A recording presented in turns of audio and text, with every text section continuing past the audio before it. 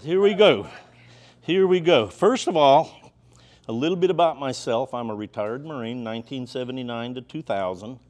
But for 3 years of recruiting duty in Buffalo, New York, I was a military policeman my entire career. I retired in the spring of 2000. I went to the city of Wilmington. I was a police officer in Wilmington actively for 18 years. The last 10 years I was assigned to the DWI task force within the traffic unit, and that's how I got recognized up in Raleigh at forensic tests for alcohol. When I retired from the police department, I went to work for forensic tests for alcohol. Forensic tests for alcohol, the science behind breath and blood alcohol testing. I spend about half of my work month at education events like this talking to people about what you already know about the dangers associated with drinking and driving. The other half of my month, I'm a resource to the police, either testifying in court how the breath test instrument works, and you're going to see that out there on the truck in a little bit, and you're going to see one of them's disabled. It didn't want to come to work today because it's not feeling good. It's a state employee. If it doesn't feel good, it's not going to come to work. The other half of my month, I'm at the checking stations, the law enforcement part of all of this. Either on the water with Wildlife Resources Commission or on asphalt with the road officers. And that's how I spend my month. But the biggest thing that I like to talk about is the driving while impaired law. We stopped calling it DUI in the mid-90s when we dropped our per se limit from 0.10 to 0.08.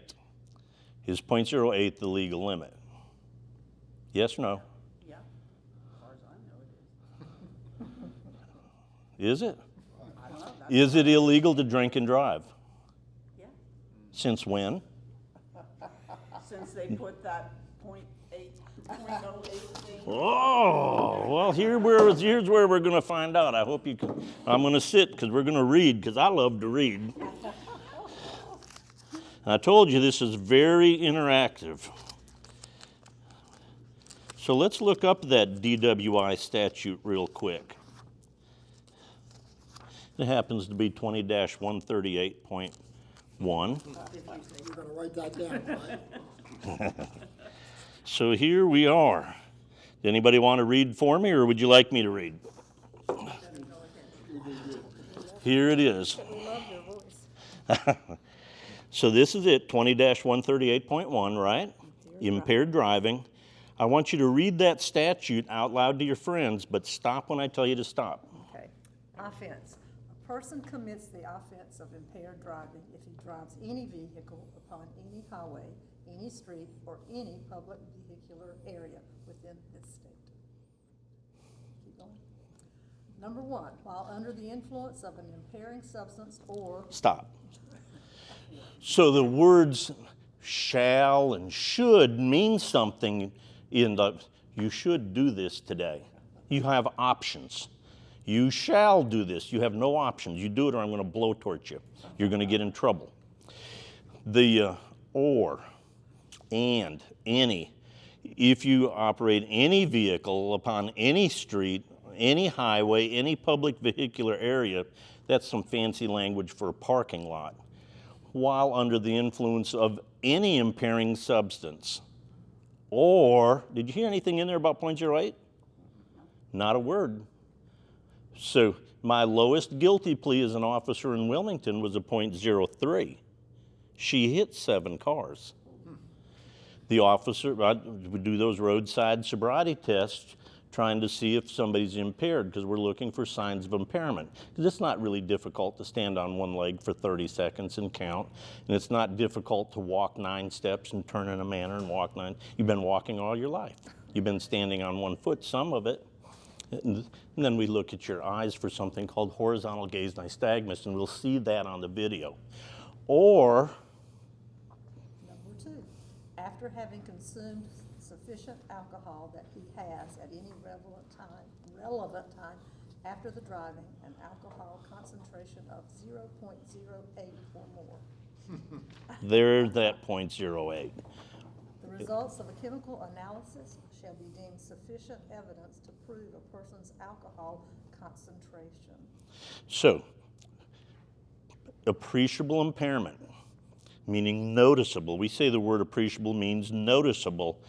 You're under the influence of any impairing substance, alcohol, street drugs, over-the-counter medicine, whatever that you've ingested into your body, you are impaired and you're operating a vehicle upon a street, highway, or public vehicular area. Don't worry about 0.08. If impairment is impairment is impairment. That can be your new ringtone on your phone. Or 0.08 or more. You can drive over to the education center at Carteret Community College and take your SATs and get into Harvard this afternoon. But if you drove over there with 0.08 or more grams of alcohol per 210 liters of breath, cancel Christmas.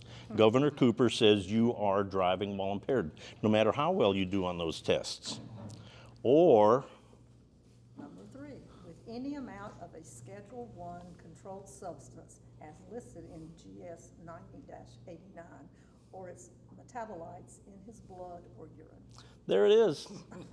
A Schedule I substance. There are 6 schedules in our Controlled Substances Act. Marijuana is Schedule 6 because people say there's some medical value to that. There is no medical value to a Schedule I drug. Right off the top of my head, I'm thinking of heroin or MDMA, ecstasy, the club drugs. There's no medical value to that. If you're under the influence of any of that or any of its metabolites within your blood or urine, you are driving while impaired. The law is actually very easy, but does it say anywhere in there that you can't drink and drive? Not at all. You can go to Olive Garden and have a glass of wine with your evening meal and then drive your beautiful family home. And probably you're well within the law. Who's your insurance carrier for your car? Who's your insurance? Farm Bureau. Farm Bureau. When you bought your insurance at Farm Bureau, did you tell the agent, occasionally, we're going to drink and drive? We're going to go to Olive Garden and have a glass of wine with our evening meal. And then I'm going to drive my beautiful family home. I'd bet everything I own that you didn't have that conversation. It's a bit of don't ask, don't tell. They know you're going to do it. They just don't want to know about it. And you don't want to tell them about it because they're going to raise your premium because they don't want somebody drinking and driving. And that's why we just tell people to avoid all of this foolishness altogether. If the reading is more than 0, you should not be driving a car. You know that and I know that. Can we play that video real quick? So the Houston Police Department did what we call a wet lab, where they actually gave alcohol to some people, just average everyday people, and then had them drive a car. And I want you to watch the video and listen to them, how articulate they are when they first start talking. One of them's a lawyer, one of them's a talk show host, one of them's a news reporter, and they're very articulate. But after they've been drinking, now they're fumbling for words. They have to think about what it is that they're saying.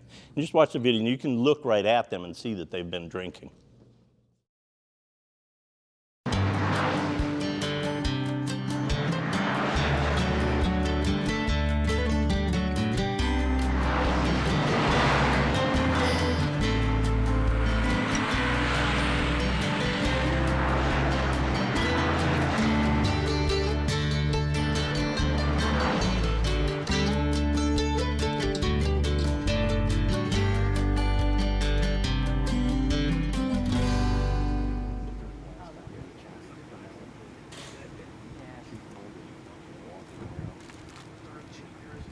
We came up with an idea of how to show the public what it's really like to be an impaired driver.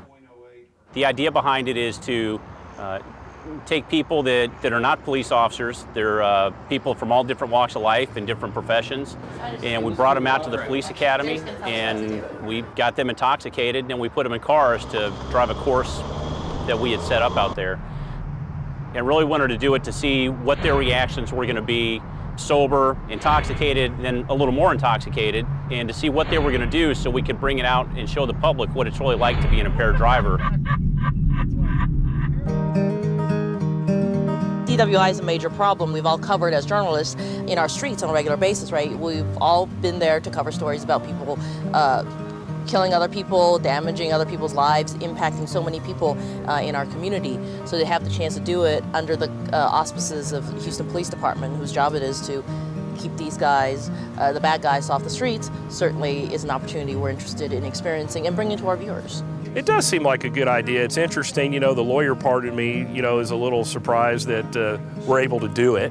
You think there'd be people somewhere along the way who would say, no, maybe this isn't the best idea and what can go wrong. But I think ultimately it's a really good thing. If it gets attention and information out there, that's always a plus. I mean, if it stops one or two people from driving when they shouldn't, we're all going to be better off. Drunk driving is a huge problem. I have 3 teenage kids that are all driving age. They don't live here, they live in Chicago, but I feel for people who have teenage kids here because I think the education for this type of thing needs to start at a young age, and it's a problem with kids that age, it's a problem with adults, and I basically just want to try and do as much as I can to make sure the roads are a little bit safer for everybody out there. It'll be a great opportunity to learn and experience firsthand. And that's always crucial in our efforts to bring the best stories to our viewers. So I've worked on cases where I've represented families who've lost loved ones to drunk drivers, and so it just seems like a great educational opportunity. It'll be a fun day, but also an important day to teach people about the risks that they don't necessarily perceive are out there. I expect to see how much alcohol can really affect me while I'm driving behind the wheel. It's something that I'm sure I don't know too much about, and it's good to know how much this really can affect me and other people. I'm actually very interested to see how this all goes, and to see kind of quantitatively what the effect on all this is. We all kind of think we're bulletproof a little bit, and that we all, I'm sure I'm that guy that can drive just fine even though I'm under the influence. I have a feeling I'm going to find out today that I'm wrong if I think that, and just like anyone else who's going to see this, they're going to find that they're wrong too. We actually took quite a few safety precautions. The first one was we actually closed the academy that day. The academy is not normally open to the public, but we even closed it to officers, just to make sure there's not extra traffic out there. So we picked a Saturday when it's typically closed, but again, didn't let anybody else in. Probably the most important thing that I think we did is we used a vehicle that is designed for student drivers. So it's not a typical car off the street, it's actually got a brake in that vehicle on the passenger side, and we put one of our police driving instructors in the car with the impaired drivers, and he could have stopped that test at any moment just by putting his feet on the brake. We had 6 drivers that we brought out there, drove them through the course that they were going to drive later while they're completely sober. Everybody took a breath test starting out, so there's no doubt that they were sober. We had an instructor drive them through the course, and then they actually drove the course themselves while they were sober to have an idea of what it was that they were going to be doing. The way that the alcohol was administered to everybody is the exact same way that we do when we teach a standardized field sobriety testing class and we do a wet lab. So the first thing is we actually weigh each person, so we have their body weight, and then based on what their weight is, we administer a determined amount of alcohol to get them to the BAC that we want them at. You can feel the buzz, you can feel it. We're pretty intoxicated at this point. We're over 0.08. How's the hair? Is it better? Good. I feel good. I feel good. I don't know. I feel good, Saturday, drinking in a room with no windows. There's nothing really new going on for me right here. Each of our drinkers was given 2 drinks during the first hour. After that first hour was over, whether they had both drinks finished in 5 minutes or it took them the full 60 minutes to finish, they're cut off. At that point, wait 15 minutes and you're given a breath test. After the breath test, the field sobriety tests are done. So the horizontal gaze nystagmus.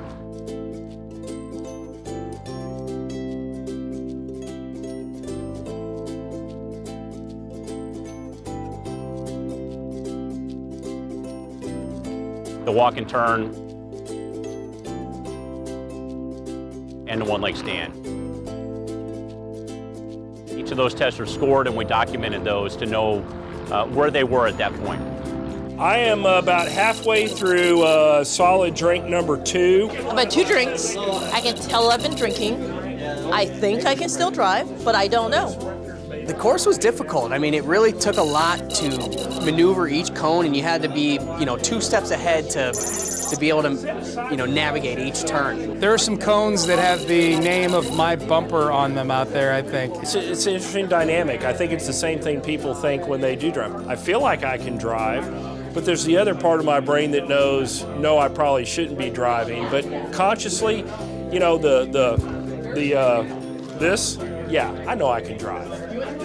After today, you're really going to know that even just drinking a little bit, how much it really affects you. I think I'm going to be a good example for people as to why they shouldn't have vodka tonic before they get on the road. There's no way I could drive. After 2 drinks, there's no way I could drive. Yes, I can feel like I can drive, but I have no doubt I'm impaired right now.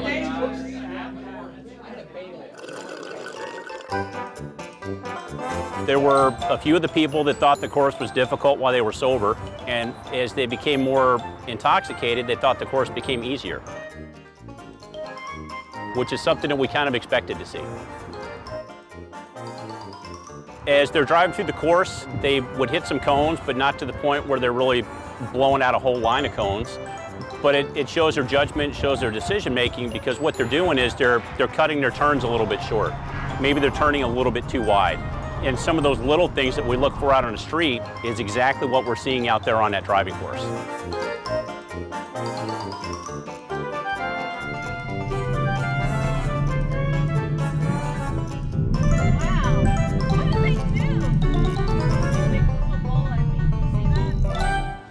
The first thing that alcohol usually impairs is your judgment. And because that is the first thing that it impairs, an individual may not recognize that. So they feel that because I'm not stumbling over my feet, I'm not falling down, I'm okay to drive. That's the first thing we always talk about that people lose is their judgment. And as that judgment starts to go, they're going to take more risks. So they're going to drive a little bit faster. And with one of our drivers, Chris, there's actually some moments where we hear him talking about how much faster the cones were coming at him. Well, the cones weren't moving, Chris was just driving faster. It just felt like everything went really, really, really quick. Every cone came at me faster than the previous one. It was just a more rapid experience. I actually thought I drove perfectly, and they said you hit 4 cones. So, I mean, it's a good lesson in terms of you think you're fine, but you're really not. When I was completely sober, I was deathly afraid of the course. When I drove it sober, I thought the course was easier than I thought. But when you're a little bit drunk versus having had a lot of alcohol, you don't see your faults. You're more aware of the dangers and what you can do and cannot do when you're sober. When you're completely drunk or have had a lot of alcohol, you're like, you just don't have as much a good of a gauge of how much you're drinking or how well you can drive. The day that we spent at the academy showed us exactly what we expected to see. And the average breath test in the state of Texas is a 0.17. Average blood test is a bit higher than that at a 0.20. So our target BACs for this exercise were quite a bit lower at 0.12 to 0.14, and then we had the one person that was a little bit higher. So we're not talking about people that are falling down drunk. We're talking about people that are intoxicated. We're talking about the exact same type of drivers that we see on the street every night that we're making DWI arrests on. Their risk-taking increased. They start taking more chances as they're driving. They want to drive a little bit faster. They want to cut the corners a little bit more. They want to wait longer to hit the brakes when they're coming up to that red light. And those are the things that we look at and that we look for when we're on the street, trying to decide whether or not we need to stop somebody. You can tell, even when the number's greater than 0, the 2 times the number was greater than 0, you can tell when you're out on the course, you're like, wow, I shouldn't be out on this course right now. I had 4 drinks in, I don't know, since noon. And then about 4 hours. It's been about 4 hours. and then we drove cars twice. And yeah, I definitely feel like definitely shouldn't be driving. You know, I'm a little bit surprised. As I told you before we started, I figured, you know, I might be that one guy who I'm impaired, but I'm going to be fine. And I thought I was fine. And I think that's the lesson for everyone. You think you're fine, but you're really not. And that's the lesson I learned out of this. Even when I think I'm okay, I'm not. As long as we get a ride home and we're not driving for real, we're all good. This can only be a positive experience. We have all seen impaired people before. Way back when you were 9 years old, you can pass those around and look at them if you want. When you were 9 years old, you were at the family picnic, and you remember Uncle Ray, the one with the charcoal lighter and the grill? You knew when you were 9 years old that Uncle Ray had had too much to drink. You couldn't articulate it, but you knew what it was. That's what we're talking about here. Nobody's being arrested for drunk driving. They're being arrested for driving while impaired. And you can see that they are impaired well below 0.08. The 2 times the number was greater than 0. They had no business being in a car out there on that track. And that's what we try to import to people. Don't worry about that 0.08. If you're at 0.08, cancel Christmas, but you can be impaired impaired well before 0.08. 0.08 is just that illegal limit. No, everything else aside, your courts should be finding the defendant guilty if the officer walks in with a test record that says 0.08 or more grams of alcohol per 210 liters of breath. We read that in the statute. There shouldn't be any wiggle room within the courts. Now, at the end of the day, the law is going to be what the judge says the law is going to be. But you just read what our statute really says. So what happens with these is the officer pulls a car over for one reason or another, or a checking station. The car drives up on the checking station, and the officers have had the same experience that we've had growing up. You know impairment, something's wrong. Yeah, how much have you had to drink today? Nothing. Well, let's just find out real quick. It's going to take its temperature, because it's a state employee, 21 degrees centigrade, and then it's going to check itself, make sure there's nothing in there that's not supposed to be in there, and then it's going to show a pair of zeros. Yeah. And then it's going to say blow. I might have blown too hard. Yeah, it's saying high flow. I blew too hard in it.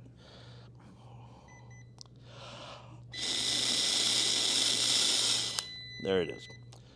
And then it's going to show my alcohol concentration, which better be a pair of zeros in there. And that's how it works. And the officer, now, let's step out here and do some roadside tests and look for evidence of your impairment. All right? Once they make an arrest decision, they have to bring you to a breath test site. There is a breath test instrument here at Emerald Isle PD, correct? But when I come into town with the Booze It and Lose It truck, I bring 3 more breath tests and a magistrate with me. So we can take a moment and let's walk out on the truck and we can actually go see the breath test instruments that are out there. So when you come in, if you notice, this instrument says it's disabled. You probably can't read it without your glasses, but it says, instruments disabled, notify FTA. And what it's saying is there's no gas in it. The dry gas container has been removed because I took it out. This is a mixture of nitrogen and ethanol, and it's mixed to a concentration of 0.08. And it's how the instruments do their accuracy check to make sure that they're working.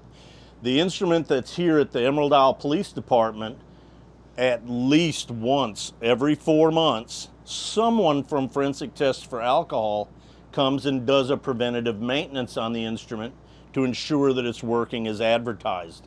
At least once a month, someone from Forensic Tests for Alcohol comes and at least looks at it to make sure that it's working properly.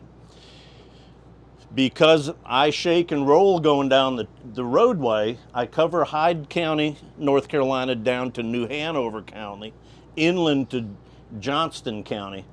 And how many railroad tracks and potholes do I jump over? So for me, every time I get to a new location, I have to do a new preventative maintenance on the instrument. So we do several of these preventative maintenances on the instruments. Now I purposefully took this out so that you could see that the instrument is disabled.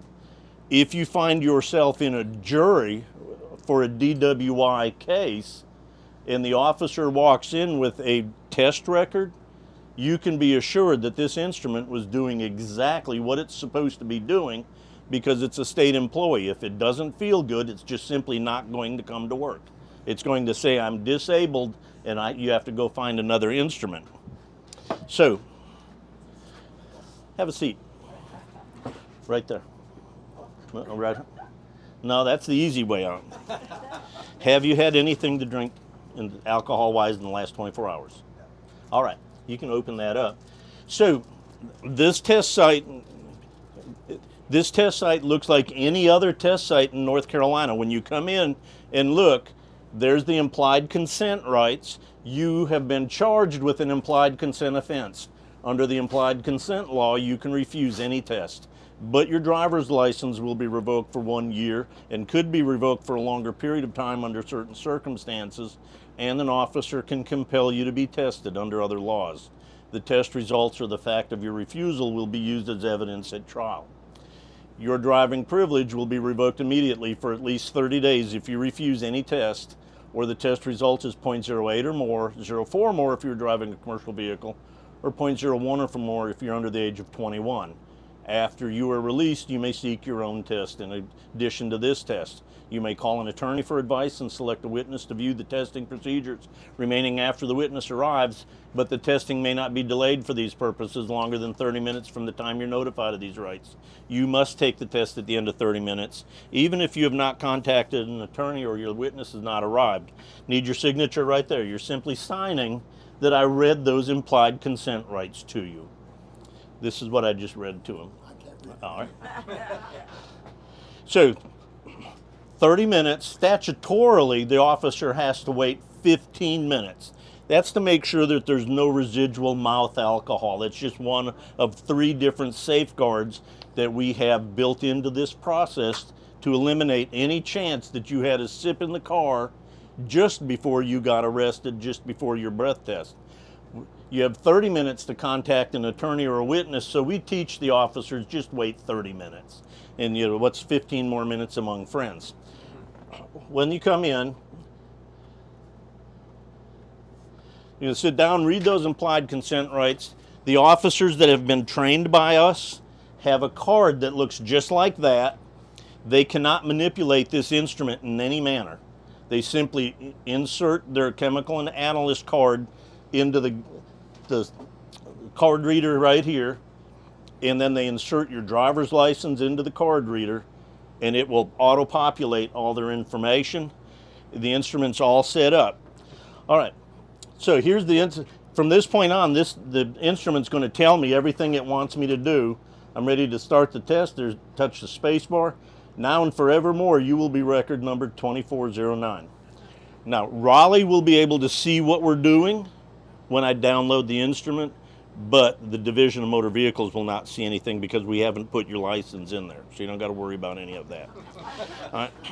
So right now the instrument's saying it's purging, it's removing the mouthpiece.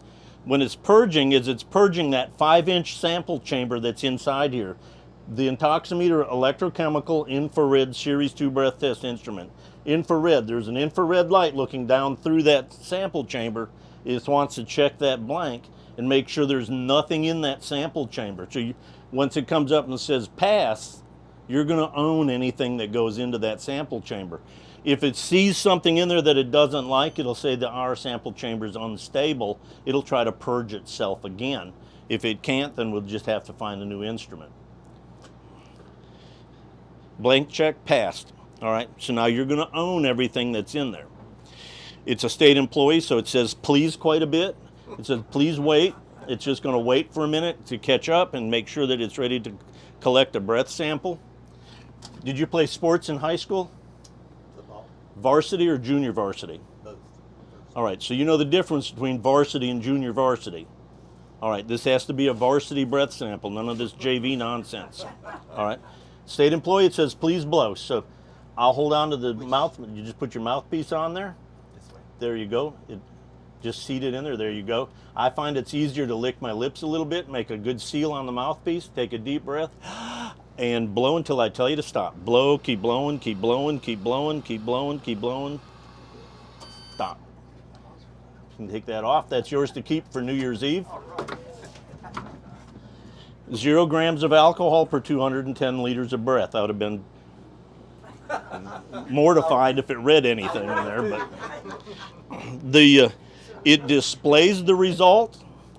It'll print the result. Now the officer has to go find a magistrate. Well, he don't have to go very far because magistrate court's right here. My workstation for the magistrate's right here.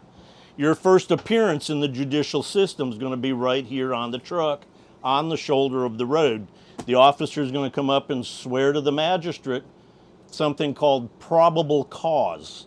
Cause to believe that a crime was about to be committed, was being committed, or had been committed, and you probably did it. And that's all probable cause is. Magistrate says, I believe you. After that, he's going to have to meet the magistrate's requirements for release. Typically an unsecured bond if it's a first-time impaired driver. This is what I normally see, is unsecured bond. But someone sober is going to have to come and pick him up. If you can't get her out of bed at 2 in the morning to come pick you up, the magistrate's going to order you held over at the Carteret County Detention Center until you can get her to come pick you up, or the next session of district court where a higher judicial official will come and change your release requirements. That's yours to keep. You're legit. And that's how it works. So when I was in the Marine Corps, I would not let my lieutenants stay in the bathroom for more than about 7 minutes, because inevitably they would come out rubbing their chin. You know, I was just thinking and I had a really good idea. And I knew that most really good ideas really aren't. So in 1996, forensic tests for alcohol had a really good idea that really is. And we built 6 of these purpose-built units. They've all been retired now, and now we have 7 more trucks. This is the largest program of its type in the United States. NHTSA calls this one of the most visible and effective safety programs in the nation today. There are 7 of these trucks that cover all of North Carolina's 100 counties. These trucks are built not with taxpayer funds, but with money from the National Highway Traffic Safety Administration that we receive through the governor's highway safety program and the impaired driver himself, because at some point, Governor Cooper is going to give your license back to you after you pay a reinstatement fee. We get a portion of that reinstatement fee. That's what keeps our program up and running, pays for us to be able to come and educate the public like we're doing today.